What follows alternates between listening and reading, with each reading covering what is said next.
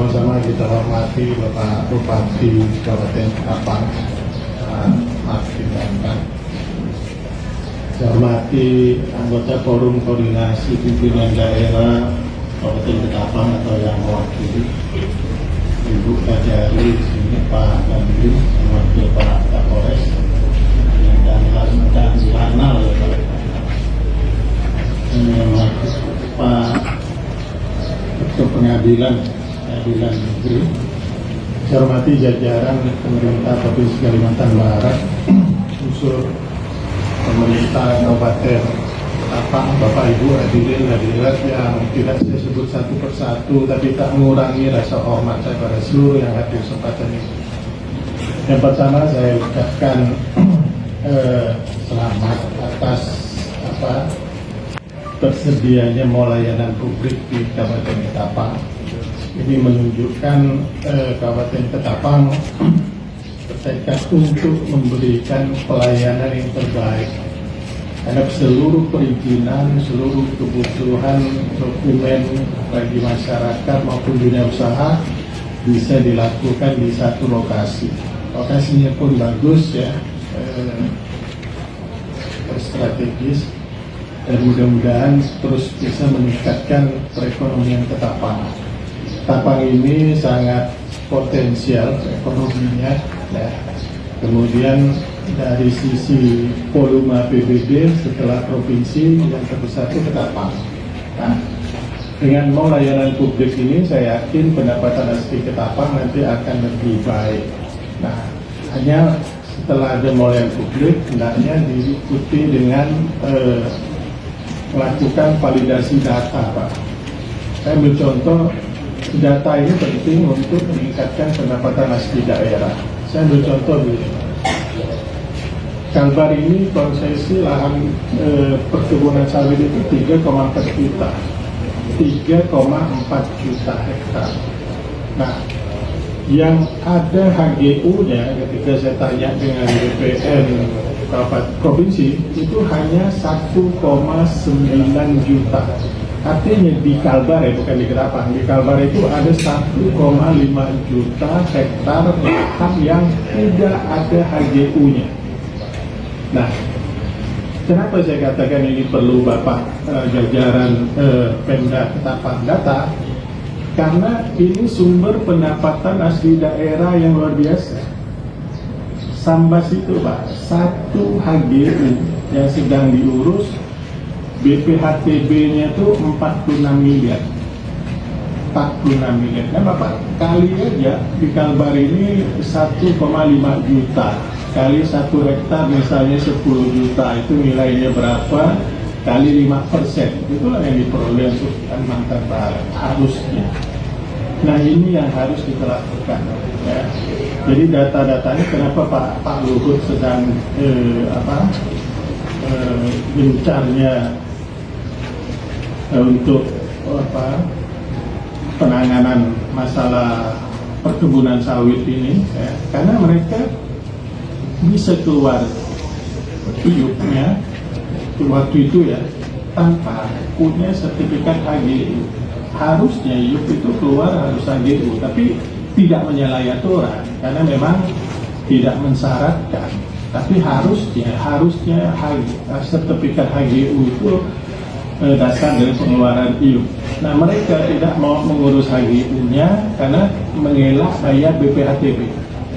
Nah itu masalahnya. Nah itu harusnya. Kalau perlu Pak Bupati minta tolong Ibu Kajari sebagai pengacara negara untuk melakukan tagihan-tagihan di lokasi-lokasi atau milik perkebunan yang tidak punya HGU. Ya. Saya ketika awal gubernur Pak, pendapatan asli daerah provinsi itu hanya 1,7 triliun. Saya bangun data analitik room. Jadi seluruh data itu sudah, kalau tidak salah Kalbar seluruh Indonesia itu provinsi yang datanya paling besar itu Kalbar. Kita punya 12.900 set data. Tapi nanti kalau Bapak buka website data Jawa Timur, Jawa Tengah, Jawa Barat, dia bisa di situ ada belasan atau puluhan juta data. Kita hanya 12.900 set data. Satu set data itu bisa berisi 5 juta data. Jadi paling besar kita. Nah, dengan data ini, Pak, dengan data ini insya Allah akhir dari 1,7 di tahun 2018, 2023 ini realisasi pendapatan asli daerah itu perkiraan saya bisa 3,2 triliun. Artinya dalam 5 tahun itu bisa meningkat 1,5 triliun. Tidak ada jenis pajak baru, tidak ada jenis retribusi baru, tidak ada tarif pajak baru, tidak ada peningkatan tarif pajak, tapi hanya kita melakukan validasi data. Saya mencontoh misalnya, pajak air permukaan itu sebelumnya paling 200 juta, paling tinggi 600, sekarang bisa sampai 18 miliar. Aset itu tersebar kemana-mana, paling bisa dapat 1 miliar. Nah, tahun ini bisa 41 miliar. Nah, pajak bahan bakar kendaraan bermotor, ini perlu data. Waktu itu mereka satu pemasok, saya sebut pemasok, itu hanya bayar pajak 1 bulan, menyetor pajak, bukan bayar pajak, setor pajak 21 miliar. Saya tanya provinsi lain, penduduknya lebih kecil, kendaraannya lebih sedikit, kok mereka lebih besar pajaknya? Akhirnya saya validasi, kemudian naik dari 32. Saya masih belum puas dengan data itu, saya uji data dengan mereka. Sekarang mereka bayar antara 51 sampai 54 miliar. Itu baru satu pasok. Belum yang pemasok BBM di Kalbar ini ada 12. Ya, ada 12, dan itu semuanya.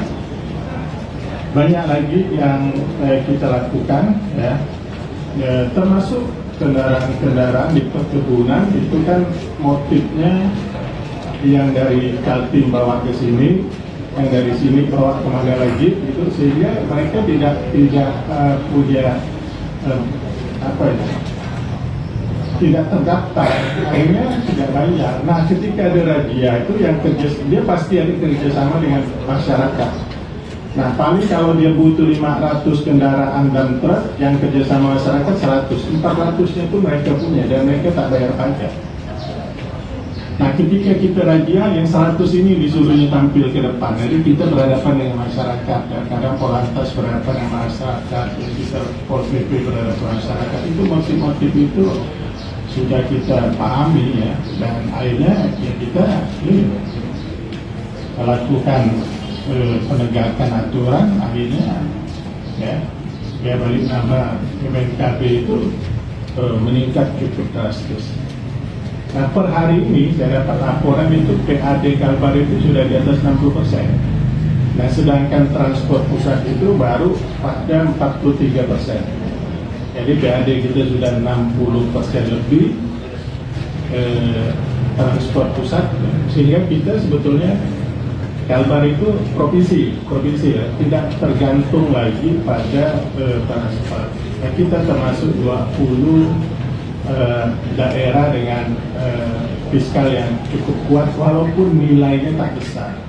Kenapa saya bilang tak besar? APBD kita hanya 6,3 triliun, sementara Kaltim itu sudah hampir 18. Ya. Kalau yang lain masih di bawah kita. Tapi kita termasuk yang tinggi. Artinya transport pusat itu hanya 46% dari APBD. Kalau PAD pendapatan asli daerah itu sudah 54%. Nah, saya berharap Kabupaten Ketapang ini bisa meningkatkan pendapatan asli daerah melalui BPHTB, Pak. Saya yakin NJOP yang ada sekarang itu tidak berdasarkan harga pasar, mungkin hanya 1/5-nya atau 1/4-nya. Nah, Bapak silakan naikkan NJOP itu, dinaikkan 80% dari nilai pasar. 80% dari nilai pasar. Nah, kalau naiknya itu 4 kali, maka tarif PBB-nya harus dibagi 4 supaya pajak bumi dan bangunannya tidak naik. Kalau Bapak tidak bagi jumlah kenaikan dari nilai NJOP-nya, maka Bapak akan diprotes masyarakat karena PBB-nya akan naik. Tapi kalau dibagi sesuai, misal kalau 3 kali naiknya kita bagi 3, tidak akan protes karena PBB tidak akan naik, ya. Tidak akan naik. Nah, itu sedikit selesai. Kemudian kita melayani publik ini jangan mengeluh seandainya internet kita masih belum kuat dan lain sebagainya. Jangan Pak, kita memang Kalbar ini blank spotnya lebih 40%. Kalbar, Ketapang juga ada beberapa kawasan yang masih blank spot, ya. Tapi bukan berarti kita tidak bisa melakukan pelayanan secara elektronik. Sehingga Kalbar itu Pak, sistem pemerintahan berbasis elektronik, ya. Kalbar itu urutan kedua terbaik setelah DKI. Kalau DKI urutan pertama wajar, Kalbar itu urutan kedua, bisa kita, ya. Bahkan indeks daya saing daerah berkelanjutan kita juga nomor 2 setelah Yogyakarta. Kemudian MCP penilaian oleh KPK itu kalau kabupaten itu 8 ranah, kita 7, tidak termasuk desa, termasuk desa Pak. Kita nilainya sudah 96, hampir 97, itu urutan 3 besar setelah Bali dan Jawa Barat kalau nggak salah. Ya, Bali, Jawa Barat, Kalbar. Tapi dari 540-an kabupaten kota dan provinsi, kita Kalbar provinsi itu urutan ke-8. Ini sebetulnya termasuk PTSP itu sudah 100%, dan saya yakin kalau ini sudah, ya maka penilaian KPK untuk MCP tahun depan Ketapang ini berarti perizinannya bisa 100, sudah 100 Pak. Kalau belum 100 saya rasa sudah 100. Nah itulah yang harus kita capai, dan kita jangan mengeluh dengan keterbatasan, tapi bagaimana kita berinovasi untuk menjadi yang terbaik. Saya rasa jajaran pemerintah kita bisa